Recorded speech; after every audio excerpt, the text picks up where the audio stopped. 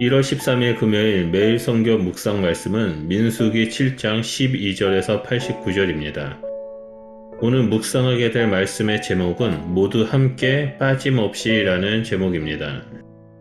각 지파의 지도자들이 6대의 수레와 12마리 소를 바치는 봉헌식이 있는 다음 제단에 올릴 예물들을 바칠 의식이 민수기 7장 12절부터 89절까지 나옵니다. 유다 지파로 시작해서 매일 한 지파씩 제단 앞에 나아가 예물을 드리고 납달리 지파가 마지막 날 봉헌함으로써 끝납니다. 오늘 묵상하게 될 본문 자체는 매우 단순합니다. 각 지파가 매일 드린 예물들은 모두 동일하기 때문에 똑같은 내용이 기록되어 있고 지파의 이름만 바꿔서 기록되어 있습니다.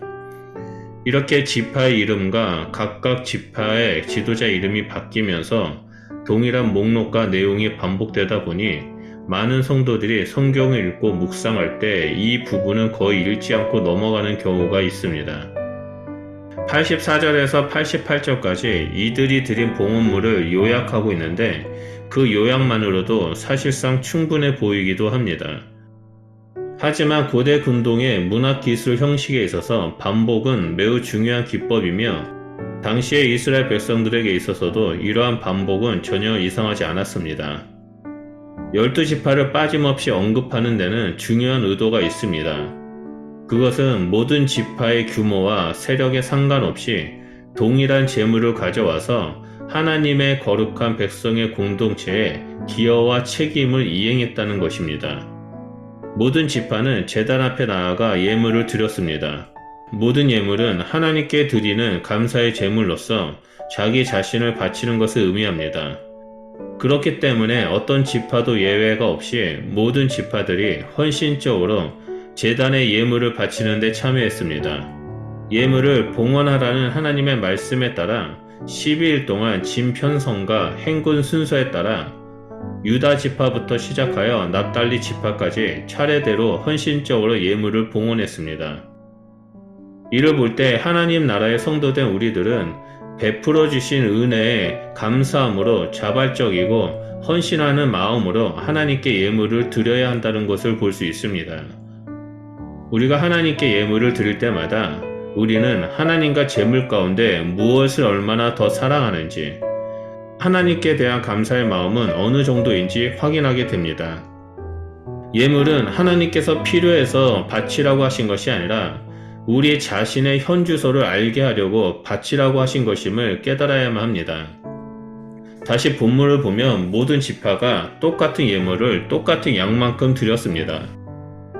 각 지파는 소재물을 위한 은 쟁반과 은 대접, 향을 담은 금잔과 금 숟가락, 번제물을 위해 숫송아지 하나와 숫양 하나, 1년 된 어린 숫양 하나, 속죄물을 위해 숫염소 하나와 화목제물을 위해 소 둘, 숫양 5, 숫염소 5, 1년 된 어린 숫양 5을 드렸습니다. 이것은 모든 지파는 동일한 권리와 동일한 의무를 가지고 있다는 것을 볼 수 있습니다. 하나님 나라의 공동체에서는 어느 특정한 사람이 독점을 가지고 있거나 더 많은 권한을 가지고 있지 않음을 보여줍니다. 모두가 동일한 권리와 권한을 가지고 서로 하나 되어 하나님을 예배하고 섬기는 공동체인 것입니다. 우리 모두는 예수 그리스도의 보혈로 말미암아 하나님의 백성이 되었습니다. 따라서 우리 모두는 동일한 하나님의 자녀이자 한 공동체를 힘써 지키며 하나님께 자신을 드리는 자가 되어야 한다는 것을 볼 수 있습니다. 마지막으로 이스라엘이 하나님께 바친 제물을 보면 그 양이 많았음을 봅니다. 이스라엘 백성들은 애굽에서 보잘것없는 노예였던 자신을 구원하시고 하나님의 백성으로 삼아주신 것에 대해 감사의 마음을 담아 풍성한 예물을 드렸습니다. 마태복음 6장 21절에 저의 보물이 있는 곳에 너의 마음도 있을 것이다. 누가복음 12장 24절에 너희의 재물이 있는 곳에 너희의 마음도 있을 것이다 라고 말씀하고 있습니다. 이 말씀은 물질을 의지하지 않고 하나님을 의지한다라는 고백이며 물질보다 하나님을 더 사랑한다는 고백입니다. 이러한 사람들은 청지기로서 물질을 하나님의 뜻대로 사용합니다. 그래서 입술로만 자신의 삶을 드린다고 하는 것이 아니라 실제의 삶 속에서 하나님과 이웃에게 자신의 물질을 나누는 삶을 살아갑니다. 성경은 이러한 사람들을 주인의 마음에 합당하고 착하고 충성된 청직이라고 말합니다. 이스라엘 백성들은 제물을 드림으로 성막 봉사에 힘쓰는 레위인과 제사장들을 도왔습니다. 또한 제물을 통해 자신의 마음을 담아 하나님께 드림으로써 온전한 하나님의 나라, 거룩한 백성의 공동체를 이루었습니다. 오늘날 우리가 살고 있는 세상은 개개인을 중요시하는 시대입니다. 자기를 더 우월하게 보이고 자신을 더 높이기 위해서 노력하는 시대입니다. 이러한 개인주의적 사상은 신앙 공동체에까지 들어왔습니다. 그러다 보니 내 신앙이 남들보다 더 좋고 내 믿음이 더 크다고 스스로 증명하려는 모습들이 나타나고 합니다. 하지만 성경은 우리에게 힘써 하나됨을 지키라라고 말씀하고 있습니다. 하나님 나라의 공동체는 나보다 남을 더 낮게 여기고 서로 하나됨을 지키며 하나님을 사랑하고 이웃을 사랑하는 공동체입니다. 또한 그 사랑을 마음에 담아서 하나님께 예배를 하고 이웃을 섬기며 하나님께서 주신 축복을 흘려보내는 공동체입니다. 오늘 말씀 묵상을 통해서 성도님들의 마음을 하나님께 올려드리고 하나의 공동체를 이루시기를 바랍니다.